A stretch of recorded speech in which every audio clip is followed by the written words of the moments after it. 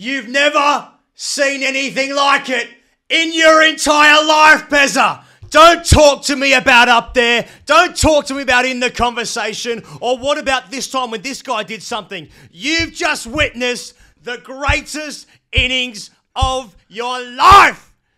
Glenn Maxwell has just hit 201 red, chasing 292 when Australia was 7 for 91. They couldn't bowl to him, Pezza.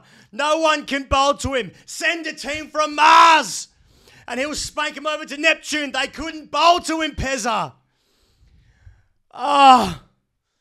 We've got blokes walking off and they haven't even hit it. Australia gone. Humiliation beckoned.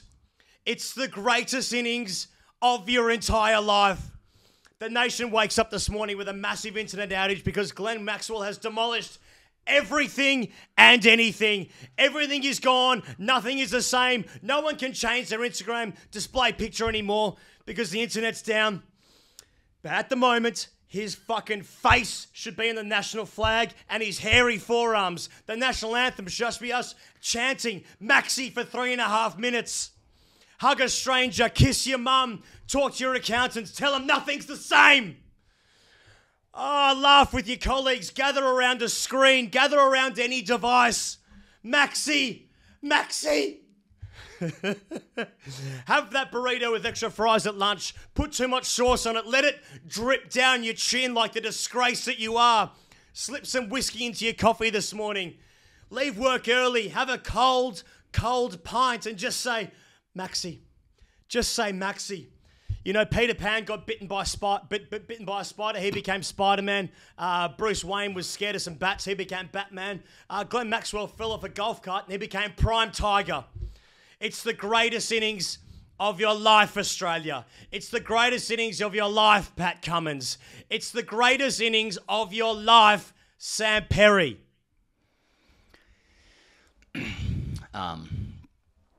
Nighttime robbery. One Katie throbbery. This was something from the gods. Only Maxwell has this ceiling, he goes. And that ceiling is a cloud. It's soft and it's billowy, and sometimes even he bursts through that. This was young adult lit fic. The entire nation is dazed. He's caused an internet outage, a mobile and broadband outage across the nation. It was akin to watching a miracle. It's the greatest ODI innings of all time, without question. There is no conversation anymore. We're not in a conversation. There are no water coolers. For Australia, it's blushes saved. More blushes than Maybelline.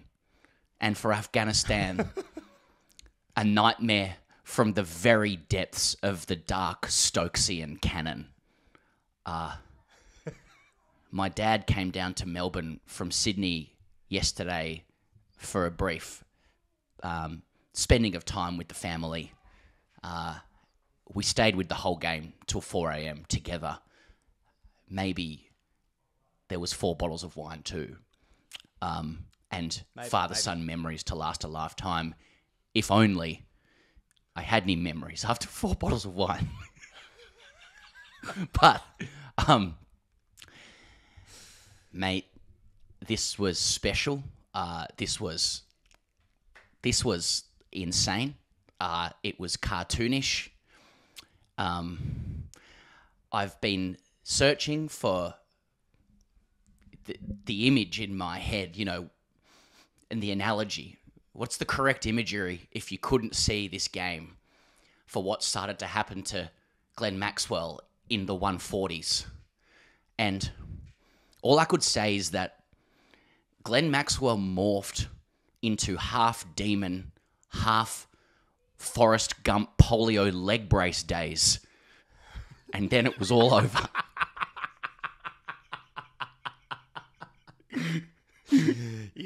Sometimes the next morning when you wake up after just, maybe 4 bottles of rouge the night before, and you're just in this absolute pain. You can't get comfortable lying down on the couch. Like the Uber Eats man, he's coming, and you're like, I don't know if I can get up from this state that I'm in, and you just start making weird noises like, that's the fucking exercising of a demon. Glenn Maxwell had a demon in him last night, and he was exercising it in the midst of our eyes. I mean, you're watching highlights where the guy can't fucking move and he's playing 360 still, and every time he plays a shot, you're just laughing at the screen. I mean, this is absolute utopia for an Australian fan who's just recently learnt that there's a World Cup on. This is, and the real story here is that, Afghanistan fucked it. But that was the most special gift from this special player who has had the highest ceiling. And you've always wondered, Glenn Maxwell's always going to have a what if in his career, especially in Test match cricket, which is the thing that used to be played. But this was a gift from a player to a fan of I don't think I deserve anything more for Christmas, because that was sheer, unadulterated joy.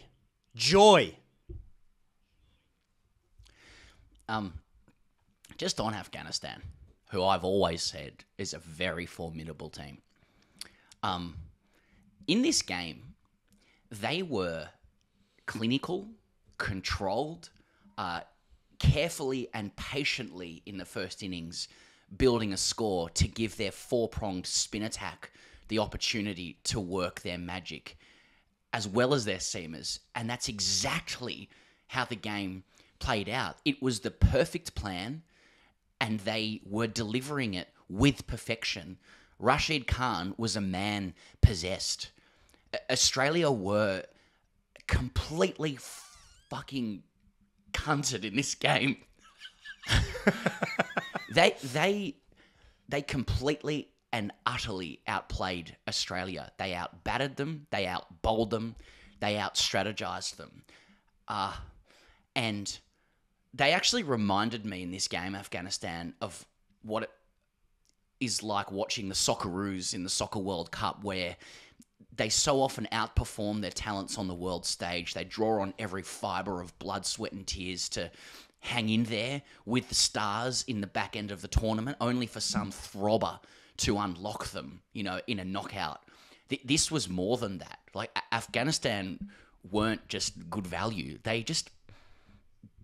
Australia were embarrassed before Forrest Gump Polio Boy came in. and starting to show us that obviously now, batting or playing cricket in discomfort is the 2023 aesthetic. That's what Stokes does. That's what Adam Zampa's been doing. And now Maxwell, like I said, young adult fiction. I made 200 not out, batting 6 for Australia to get us into a semi-final when we were 7 for 91 with polio. Mate, what about the stories in 20 years' time? I started to feel the second hamstring and back spasms in the 140, so they brought a stretcher out for me, and I just did it from the stretcher in 40-degree heat. And don't forget my polio condition.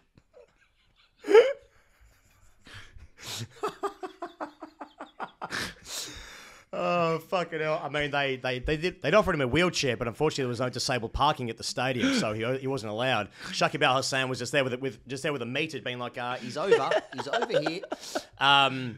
By the way, we do apologise for the state of the internet. There is literally an internet down, the internet's down across the entire country at the moment. Such was the celebration of the innings last night. I think it's actually got nothing to do with that. But I should say, TGC is brought to you by Cricket.com, where you can download the Cricket.com app from the App Store. You can also subscribe to their YouTube channel, cricket.com/TV, and we thank Cricket.com for supporting TGC throughout the entire World Cup, and also for the last sort of 5 or 6 months or so as well. If you are enjoying the World Cup and you are enjoying our insane coverage and just delirium generally speaking, you can also subscribe to our channel, like this video if you've never seen anything fucking like that in your entire life. This is just so like we usually have like some things to talk about, some notes. This is just sheer, visceral emotions, visceral feelings, live reaction to it. Whilst also Pezza recovers from 4 bottles of wonderful rouge with his father. That's fucking, mate. That's just what a gift that Glenn Maxwell's given your family. You know? Mate, this is potentially transgressing like one of like the most important laws in life, which is to never reveal the WhatsApps from the boys. But I did. I just want to say, firstly, I feel great after the wines, by the way. And my wife was there as well. So it was shared around. I can't say Tori stayed up till 4 bells just to see what happened with Maxie. But how many bells? How many bells, Bezza? I really do. Perhaps it's the... yeah. But I actually texted Maxie and yes, it must be nice, and it is. And I said to him, my dad's come down from Sydney, and we stayed up all night just watching you. You've given us some father-son memories. Thanks so much. And he just replied, "That's the best story yet." Now, admittedly, I think he's replying that to everybody. As you would if you're Maxi. I mean, this is his time. I don't know about you, he goes, but obviously he morphed into the character Jimmy from South Park in the 140s, and then I just mysteriously, once they won the game, he seemed to be walking fine. So I'm just wondering if it was just part of the aesthetic, just standing there with the greatest homage to club cricket possible, which is to swish the bat with zero footwork. And once that was done, he was just like, "Yeah, I'm good to go, boys. The old cock might be cramping from carrying this team, but I'm good to go." Ian Smith, upon hitting the 6, he said he's walking off this field. He should be carried off this field. Fuck that. He should be sucked off this field. The entire team should be giving him full fellatio. That's what that was the achievement of the team last night. That is just fucking so perfect. I don't know what shot of mine was my favourite, although he sort of already was cramping, and then when he was on 99, he sort of just hit one to the offside to point, and then just sort of trotted through pretty easy for the 100, so I don't really know how bad it really was. But I don't know which shot of mine was the favourite. There was one like reverse, I don't know what the shot's called, like a reverse lap off Naveen, I think it was, that went for 6 at about 15 rows back. I think he was on about 150 then, something like that. And then it became you're laughing at every ball that's being bowled. And Cummins is standing so far deep in his crease that he's actually behind the umpire. You know, so I mean, the whole thing is just funny. And like the boys in the dressing room as well were just saying like no one ran onto the field when he did it because everyone was just laughing so much in the sheds. You know, like it was just the whole thing was laughter. Fucking hell. Yeah, man. It was like it was like an innings from the future somehow. Like it was I use the word cartoonish. Like it was something from a video game, and I don't just mean stick cricket. Like even just the way that he knocked the runs off. I mean, at one point it was. Sorry, I just want to say as a little parenthesis here, another reason why this is such a great innings from Maxwell is that he, to this point, has not carried any reputation as a rescuer of a match. Like, to my mind, to this point, Glenn Maxwell has always performed best for Australia as the most luxurious cherry on top when Australia has played well. He comes and hammers the nail in for you. He does not carry any kind of preconception as somebody who bails you out when you're in trouble. But this was fucking, Obama 08 bailouts. So he showed ticker against a team that was possessed, led by Rashid Khan, who it looked like he was born to win that game. They were so fired up, the Afghan team. And Maxwell did it in like the most insane Maxwell style, where he didn't even have to move his feet to just start swatting guys everywhere.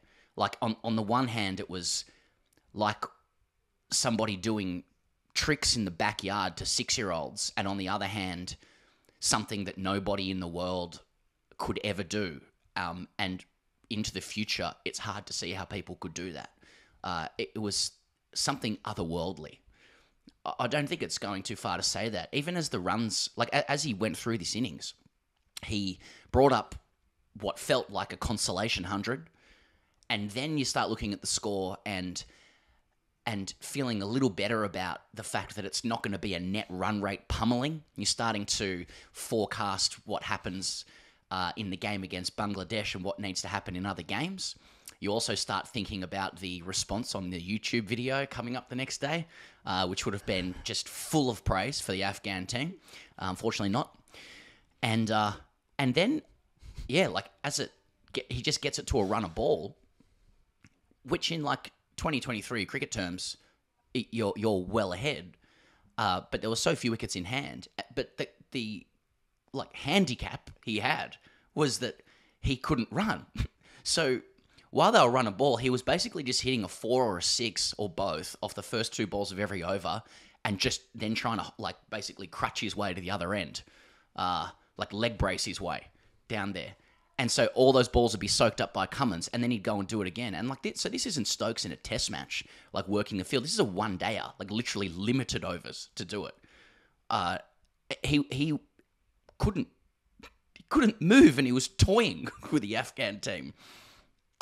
Incredible. Like I'm still wrapping my head around it.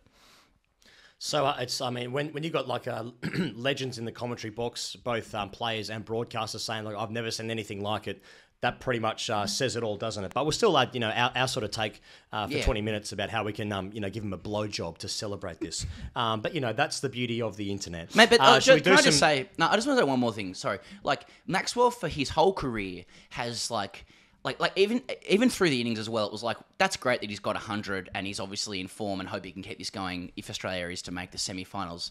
And then it's like, wow, is he really going to do this? But like at one point you start getting upset at the selectors for his mistreatment through his whole career, because he's capable, like that was basically between the 130s to 170s, because you're still not thinking he's going to pull it off, unlike we will to him. And then from 170s, it's like, oh, he's actually going to do this. Like, they were too far out for him to do it. And then you're like, I'm so happy because this guy that has basically been described as the next coming of Victor Trumper now has his magnum opus. Like, he has his piece de resistance, like he has the thing that now everybody can turn to and go, and you can tell your kids and you can tell your grandkids, like, that it will stand the test of time. Look what this guy could do. Like, and it makes me so happy. I get shivers thinking about it. Like, look at the level that was available to him. And then you get pissed off at selectors again. Well, to be fair, it was only against Afghanistan, but I do take your point. Should we do should we do some stats? Yeah. Oh, hang on. We want some stats? Is that what we're talking about? Okay. Yeah, well, stats, obviously... Did you say stats or asktgc? Stats.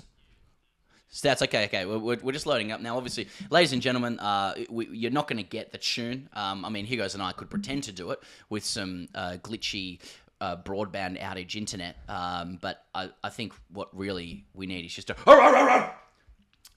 So... StatDog brought to you by cricket.com. A couple from the game. It's the highest percentage of runs scored by a single player in a partnership of 150 plus in ODI since 2000. I'll give that stat 3 out of 10. But that's 88.6 runs percent to Maxwell. So great, not Cummins. Maybe need to lift the strike rate. Here goes. I'm just going to roll through this. Highest percentage of runs by a single batter in an innings of a 200-plus total in ODIs. He comes in third there, Maxwell, behind Viv Richards and Shane Watson. He scored 68.6% of the runs with his 201 red out of 293. He is the first ever non-opener to hit a double ton in ODIs. Mate, he did it from 6. That is going to be hard to beat. That's going to be hard to beat. I struggle to see that being overtaken. What else? He's the first Australian to hit a double ton in ODIs. It's the highest ODI run chase at the 180 ever. first batter to hit a double ton while chasing in ODIs. It's the second fastest double 100 in ODIs behind Ish and Kishan. Had to put that in, obviously. 128 rocks. The lowest score at the loss of the 7th wicket in a World Cup win. Third there, so 7 for 91, Australia. That's behind. How about that? India's got the lowest. Highest 8th or lower wicket partnership in ODIs by a long way. 202 run partnership. The next highest is Andrew Hall and Kemp from South Africa. Now that's Den and Kemp from South Africa. Beak, the old Beak, with 138. So he's headed by a long way.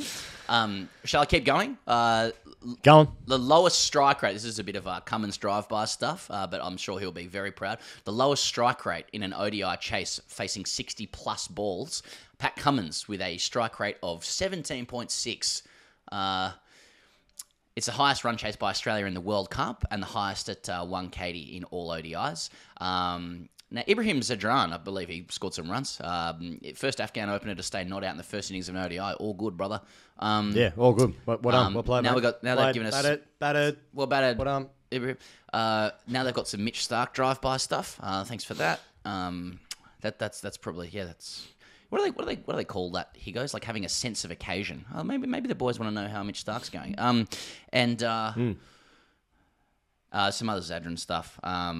And yeah, obviously they're noting that Maxwell was dropped, and he also believed he was out LBW, but reviewed it presumably for fun. He started walking off the field, and he's like, "Oh, let's go over the top." So, yeah, there's some stats for you. I suppose in many ways it was a good innings, but it wasn't chanceless. So, unfortunately, I think Watto's 185 was better against Bangladesh. Yeah. Too soon. Should we do Ask TGC? Should we just roll straight into that one as well? Ask TGC. Yep, I missed you there. But let's get this cracking. I'm going to pull it up here, as in the page. Hashtag Ask TGC. Gee, there's a lot. Now, where are we at? Someone says, do you think footwork is overrated in white ball cricket? That's from Drinks Break. Maxwell's all-hand eye coordination and no feet movement. Do you need 2 legs to play cricket? What else have we got? No, that's inappropriate from Master of Cricket Universe, invoking the Paralympics. Zalak Kansara says, do you think batters from Sydney 4s and 5s follow Maxwell's footwork already? If Maxwell keeps playing such innings with cramps, they would never learn to move their legs, would they? Someone just says Pat Cummins needs to improve his strike rate. And someone else, Bold Diary, says drop twice, though, which I think is a very good point. Ben says powered by pickle juice. Someone's asked me to say something in the Afghan language. I don't think I'm going to do that because I've got no idea what it is. But obviously, no, I'm not going to say that either. And someone, Nathaniel, I'll finish on this. He goes, Nathaniel says he got crow's feet from seeing Dave Warner's bare feet when they cut to a shot of the dressing room after one of Maxi's boundaries. So, once again, Aussies, aren't quite satisfied. But it's been okay. Well, we hope we've done this justice, albeit with some of the worst internet in the history of the globe. But those are some feelings and emotions. I hope you have the most wonderful Wednesday wherever you are in the world. If you're an Australian fan, because that was just absolute fucking utopia. Unfortunately, he's used up the innings that is probably the only style of innings or game that could defeat the Indian side ultimately. So we've already used that up. But you know what? Soak it in, drink it in, breathe it in, watch it over and over again. Watch the highlights. Just keep watching those highlights. Fucking unbelievable.